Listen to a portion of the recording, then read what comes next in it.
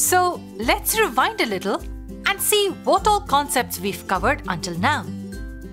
We built and explained the concepts of vocabulary, understanding time, preposition, and the usage of the words like was and were. As it is with any topic, we will now guide our students to revise these concepts. This means it's time for another fun hands-on activity. So, let's begin. Inform the students that now they will have to read the story of Neha's alarm clock from the book. Ask one student to read the first 4 dialogues aloud in the class. Once the student has read the dialogues, begin a discussion based on it by asking, what happened to Neha in the story that was read out?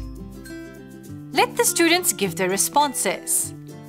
Next ask, what do you think will happen to Neha the next morning? The possible responses will be that she will keep sleeping, her mother will wake her up, and so on. Now, display the picture card of singing birds and continue to ask, what do you see in this picture? Can you guess what happens to Neha the next morning? The students will say that it's a picture of singing birds. To the second question, the students will possibly respond by saying that the singing birds will wake Neha up. Now, ask another student to read aloud the next dialogues of the story.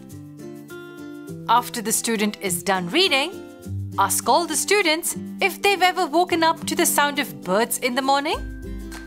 Accept all the possible responses provided by the students. Further, ask how many of them drew a bird in their drawing. Continue the activity by asking another student to read the next 4 dialogues of the story.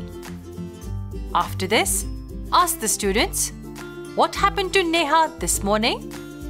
The students may say that the birds woke her up. Ask the students if they can tell what the birds were singing to Neha. Let the students give their responses.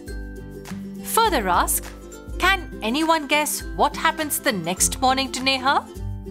Accept all the possible responses given by the students. The fun is not over yet.